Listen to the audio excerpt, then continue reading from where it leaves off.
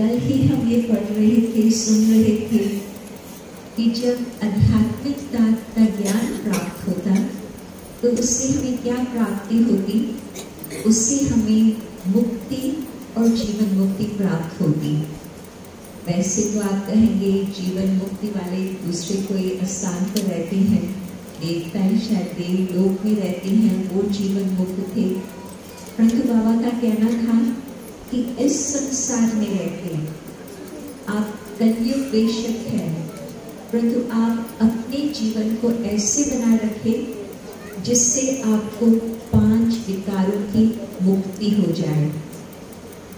आप सोचो कितनी महान बात है।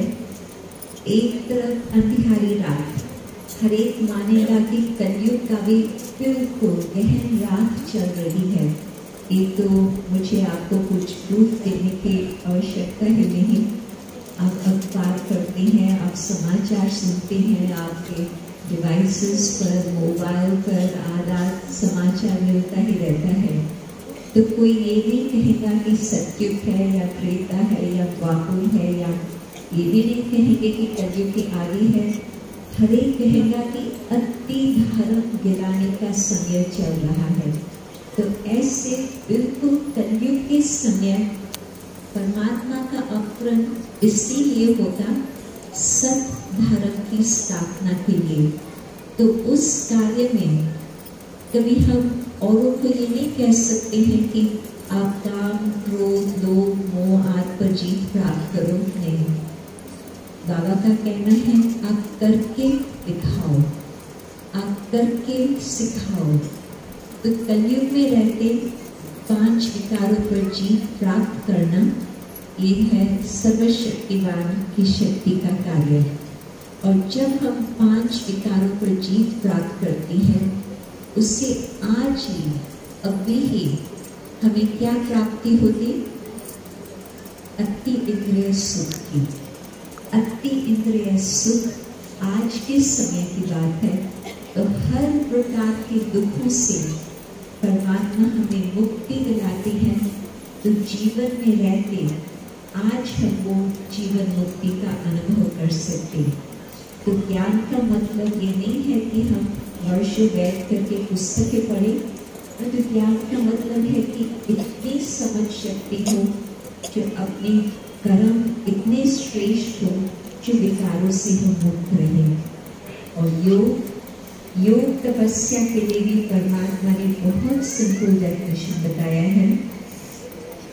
जिसके साथ संबंध होता और जिस संबंध के द्वारा प्राप्ति होती तो उसको ऑटोमेटिकली याद किया जाता है। तो योग है राजयोग, एक परमात्मा के साथ योग लगाना, जिस द्वारा हमें पूर्ण रीति से सर्वगुण संपन्न सर्वशक्ति संपन्न आत्मा बन सकती। तो ये आत्माएं परम पिता परमात्मा से वो शक्ति लेकर के अपने जीवन का परिवर्तन कर रही है। परंतु उन्हों को देख करके मुझे लगता है कि कई और आत्माएं भी, न केवल कुमारियां परंतु सबको प्रेरणा मिल सकती है कि हम भी अपनी इतनी श्रेष्ठ जीवन बनाएं। टीच बाय एग्जाम्पल, तो ये है बाबा का कहना। तो ज्ञान, योग और जीवन में उन बातों को धारण करके चलना और अपने को इतना शक्ति और खुशी और प्रेम और शांति पवित्रता से संपन्न बनाना जो फिर दाता बन करके हम अन्य आत्माओं को भी दे सकें। आपके अंदर जो होगा वो औरों तक पहुंचाते हैं। आपके अंदर दुख की कहानियां होंगी तो न चाहते हुए भी आपका चेहरा देख करके कोई कहेगा कुछ बात कहनी है क्या, और फिर आप वो दुख का दास्तान शुरू करेंगे। आपके अंदर खुशी है, आप औरों को क्या देंगे? आप उन्हों को खुशी देंगे। देवता कैसे बने? देने वाले। देने क्या होता? जो परमात्मा का मिला हुआ खजाना है वो सबको बांटना, वो सबके साथ शेयर करना। तो जैसे बहन जी बता रही थी पहले कि 40,000 बहनें, माताएं, कुमारियां अपने जीवन को समर्पित करके ये भगवान का कार्य कर रही हैं। उसमें फिर करीब 10,000 अपने कुमार भाई भी है जिन्होंने भी इस तरह से जीवन समर्पित की है। तो इतनी बड़ी पांडव शक्ति सेना भारत को फिर से परमात्मा की श्रीमत, परमात्मा की आज्ञा पर चलते स्वर्ग की स्थापना अवश्य ही करेंगे। वो कार्य चल रहा है।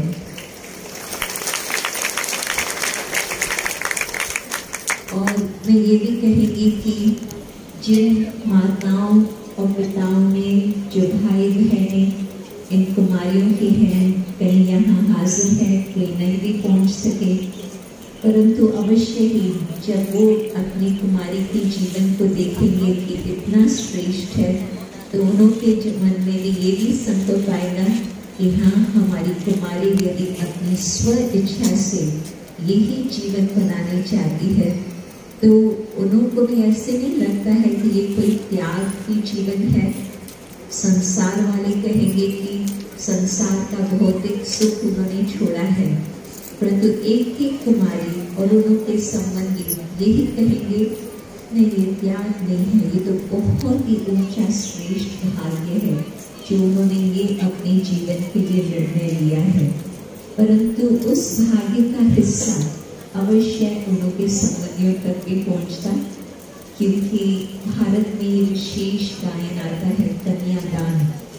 परंतु जब कन्या दूसरे घर में जाती है तो इसको मालूम नहीं होता उसका भविष्य क्या होगा, सुखी होंगी ना सुखी होंगी, प्यार का वातावरण मिलेगा ना मिलेगा, वो तो सारी कहानियाँ आप लोग जानते हो।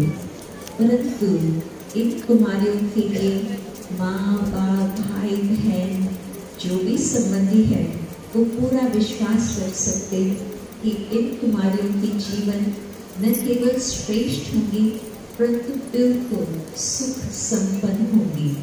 और साथ साथ ये भी विश्वास है कि उनका जो साजन है कभी उनको छोड़ने वाला नहीं है।